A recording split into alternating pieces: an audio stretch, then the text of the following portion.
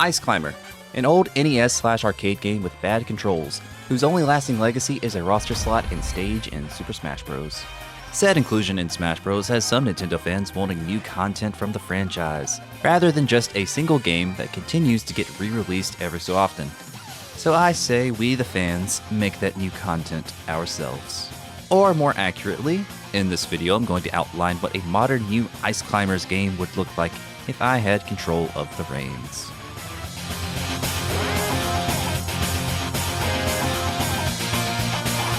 Now, I want to stay as true as I can to everything established in the original game, as well as try to make this game stand apart from the rest of Nintendo's library of franchises to warrant the existence of said hypothetical Ice Climbers game. So let's first look at what made the original game what it is. Ice Climber was a 2D platformer arcade game with an emphasis on vertical travel rather than the horizontal formula that most 2D platformers follow. You take the character of Popo and make your way up a mountain by breaking panels that lie above you by jumping into them. You then jump through the hole that you made to proceed to the next layer, eventually reaching the top of the stage, which will send you to the bottom of the next stage. There are also enemies that stand in your way, to which you can either dodge them or whack them with your mallet. Topies, which are either seals or yetis depending on which version of the game you're playing, emerge from the side of the screen to scout the area. Once they detect that there is a hole in the floor of the layer that they're on, they then go off screen, only to re-emerge with an icicle that can mend any broken floor panel. Nitpickers are birds that swoop across the screen and travel between different layers, which unlike the Topies who will always stay on the same layer. And finally, the enemy that probably most Nintendo fans are familiar with, the polar bears, who only show up if the player is taking too long to complete a stage. These cool guys will shake the screen in hopes of sending the player off screen, which will result in a lost life. But you continue to reach peak after peak until you run out of lives to rack up as high a score as possible. Speaking of getting a high score, once you get to the top of every stage, you'll then be presented with a bonus stage, which will have one article of food spread throughout the bonus stage, the first level and most iconic of which are eggplants. You get extra points for every eggplant or other article of food that you pick up in the bonus stage, and then you are greeted by a condor sweeping across the screen, to which if you are able to grab said condor before the timer runs out, then you get even more points. The final thing worth mentioning about the original, though, is that you can have a second player control Nana, who has a pink parka as opposed to Popo's blue parka. The main things that I want to take away from all of that, though, are that our theoretical game needs to be a vertical-centric 2D platformer about climbing a mountain, and it needs to have some of that Nintendo whimsy/silliness. I will of course use the Mario series as a base for a platformer with Nintendo's design sensibilities, but I will also draw some inspiration from Celeste, a game that was in all likelihood inspired by the original Ice Climber. Now, I would also draw from another popular modern platformer in Jump King, especially considering it is a vertical platformer, but I thought about it some more and realized that most of Jump King's design philosophy only really works in a game like Jump King. So unless we're creating a Jump King clone, there's really no reason to draw inspiration from that game. So let's get into how the gameplay would work in my version of Ice Climbers. Which is what I would say, if not for the fact that the gameplay will make more sense if I explain the story first. So let's do that. Our protagonists, Nana and Popo, are excitingly running around their village as they enter into one of the houses.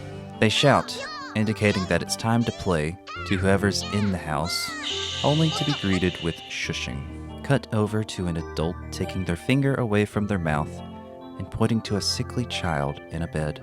The adult then opens a book to show Nana and Popo a picture of an herb, indicating that this is what the child needs to get better. Then the adult points out in the distance to the top of a nearby mountain. The two children show a look of shock and surprise, but this quickly changes to a look of determination and resolve. They look at the adult and nod.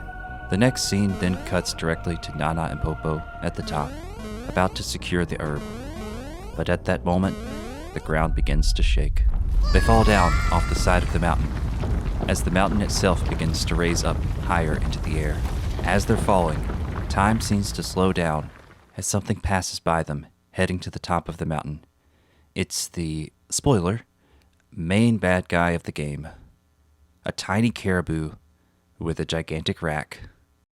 Yes, I said what I said, get your mind out of the gutter. A tiny caribou, riding in a floating device similar to Bowser's clown car or Eggman's main vehicle of choice.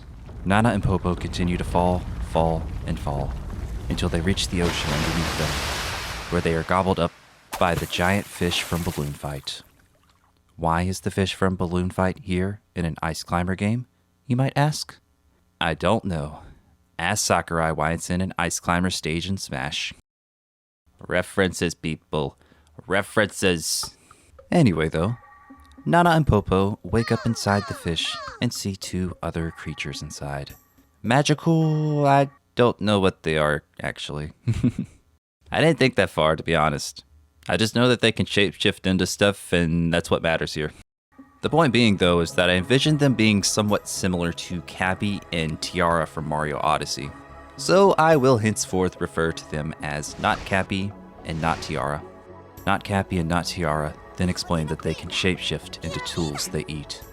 So if they eat Nana and Popo's hammers, they can become even more powerful hammers. If they do this, the four of them might be able to hit the inside of the fish hard enough to get thrown up.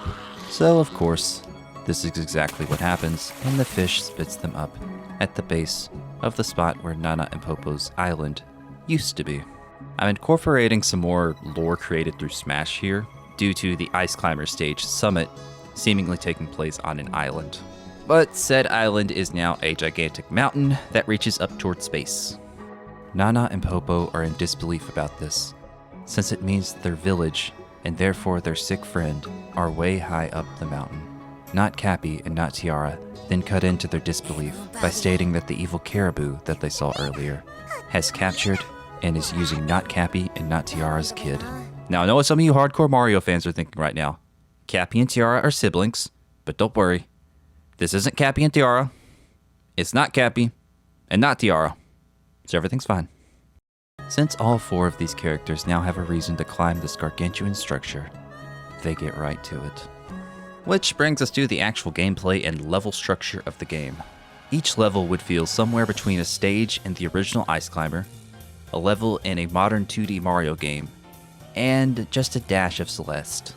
You would progress through each stage with one or two players by jumping to higher and higher platforms, sometimes even breaking platforms above you to open up holes to jump through, just like the original. But obviously there would be more depth to each stage, like a modern vertical Mario, or a toned-down Celeste chapter design.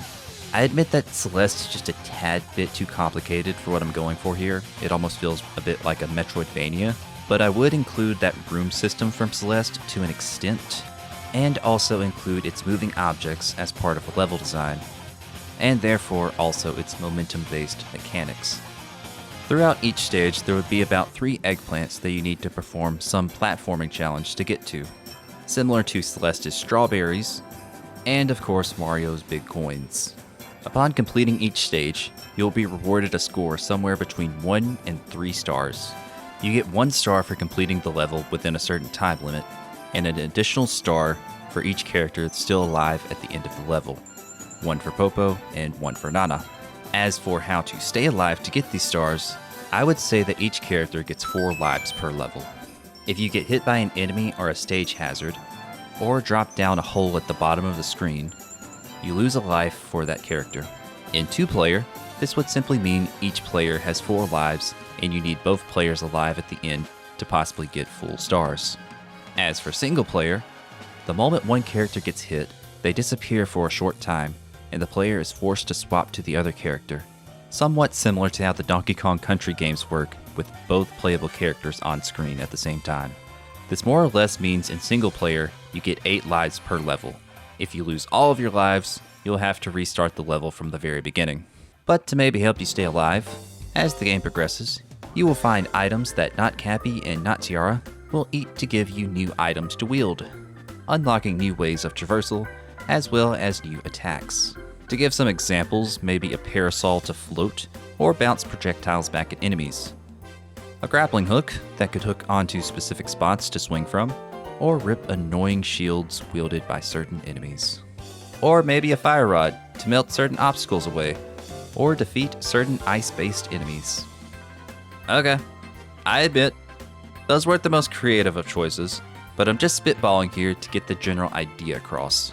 If I had the time and willpower, maybe I could give you a better definitive list after building a mock-up of the game and actually testing to see if these mechanics would even be fun.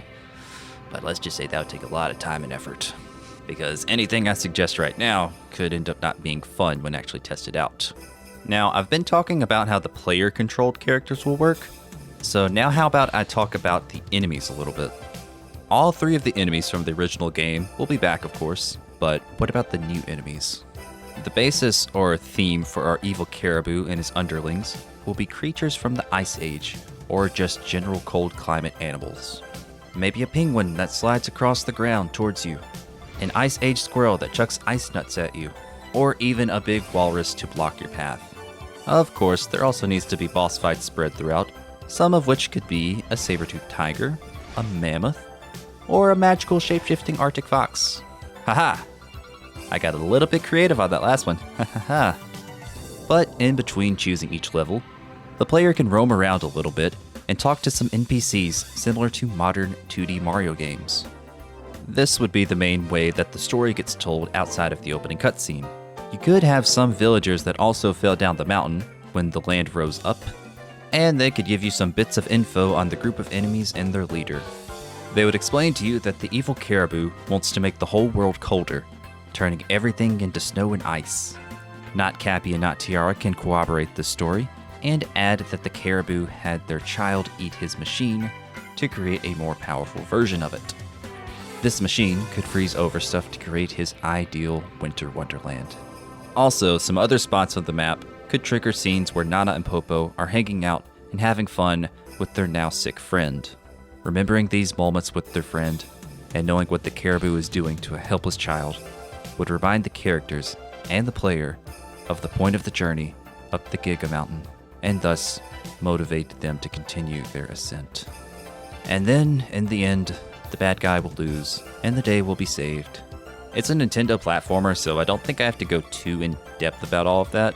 I will say that I am tempted to somehow work in a plotline where Not Cappy and Not Tiara's kid also needs the special herb, which could make an interesting final boss fight pitting our protagonist against their trusty allies, but I can't find a good way to resolve that plotline, nor a good way to make it make sense gameplay-wise, because what weapons would our protagonist use then?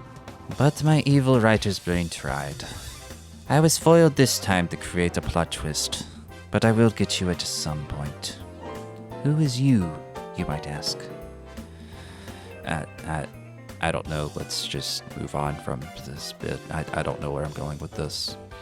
But yeah, if I somehow had the reins for a modern-day Ice Climbers game, this is the type of game that I would go with. Effectively, it would be very similar to Mario or Donkey Kong 2D platformers, but with an Ice Climber coat of paint and a few Ice Climber mechanics thrown in. Of course, also throw in a pinch of Celeste and a pinch of some original ideas, and the game should be able to stand completely on its own. I will say that I've never designed or coded a game before, so I apologize if my inexperience made for some bad decisions. But if you liked any of my ideas though, let me know in the comment section down below. Or you could even say what you would personally do if you were in charge of an Ice Climbers game. Just be nice and have fun with it. Don't take things too seriously. This video is just someone throwing out some ideas for funsies after all. I mean, I know I had fun making this video, and if you made it this far, then maybe you had fun as well. But bringing this interesting, fun little talk to an end, I will now say to you, adieu, and bye.